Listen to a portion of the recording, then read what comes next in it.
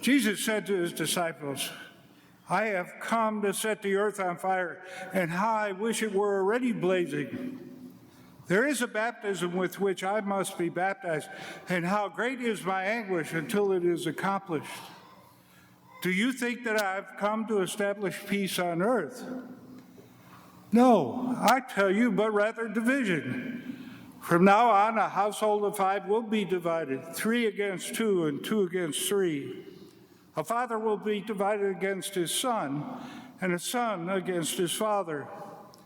A mother against her daughter, and a daughter against her mother. And a mother-in-law against her daughter-in-law, and a daughter-in-law against her mother-in-law. The Gospel of the Lord.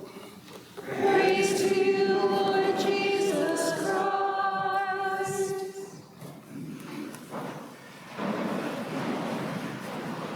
Good morning.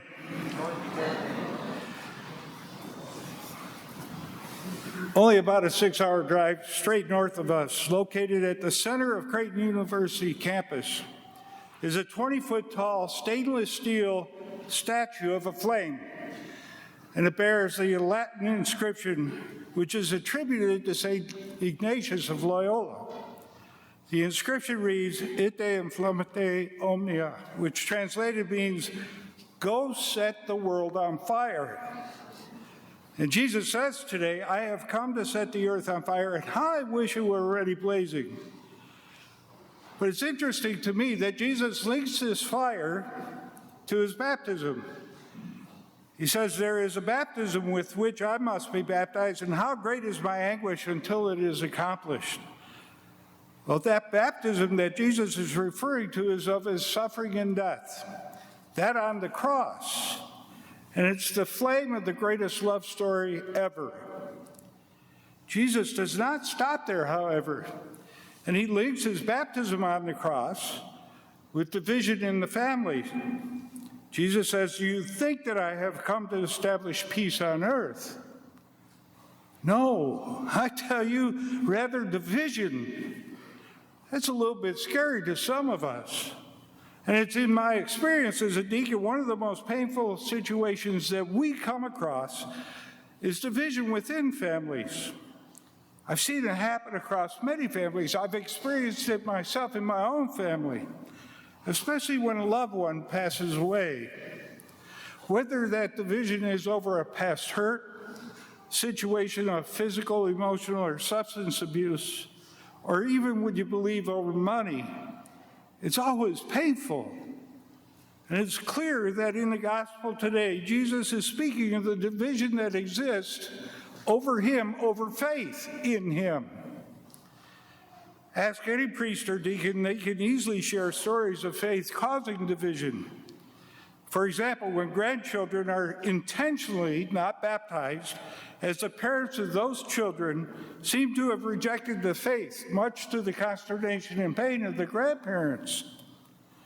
It's at these times that I wish our faith had more of that holy fire that Jesus says he has come to bring. That holy fire, my friends, is real. Recall in Luke chapter 24, verse 32, the road to Emmaus story. Cleopas says to his companion after their encounter with the risen Christ, were our hearts not burning within us? And St. Ambrose, that great saint and doctor of the church, describes this burning fire in a way that I think is absolutely beautiful. He says, love has wings of burning fire that flies through the saint's breast and consumes whatever is material and earthly, but tests what is pure. Often I ask myself, is that holy fire burning within my own spiritual life?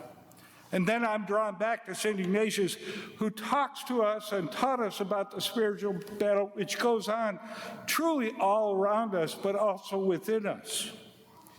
He teaches us how to discern the inner movement of our hearts, to humbly ask where our desires and thoughts and actions may be.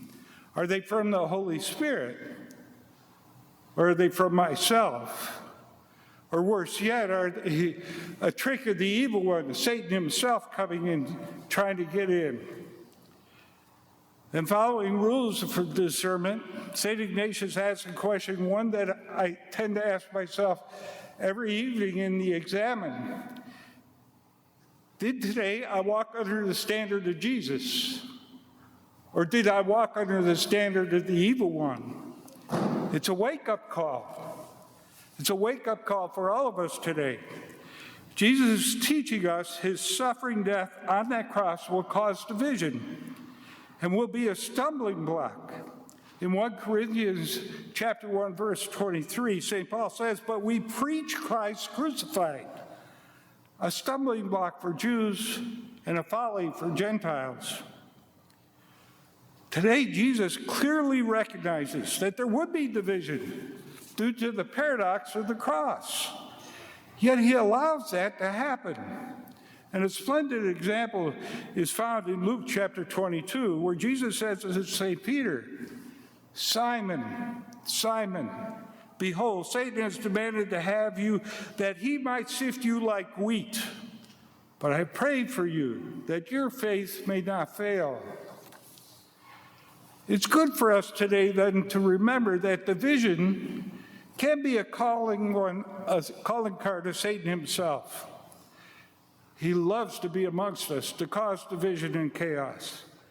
But I am convinced more than ever, what Jesus desires most is communion with us, most especially through the Eucharist when received worthily. He wants his body, blood, soul, and divinity to become part of us and us to become part of him. He desires that we have communion amongst ourselves as well, because that's how we evangelize the world, by our words and actions and deeds. So today, my prayer for all of us is that the fire of God's love permeates every part of our beings, so that we will always remain faithful to him, trust in him, in good times, yes, most assuredly, but also in the bad, and to surrender everything to him, who is all-consuming and purifying love. For this and every day, our help is in the name of the Lord, who made heaven and earth.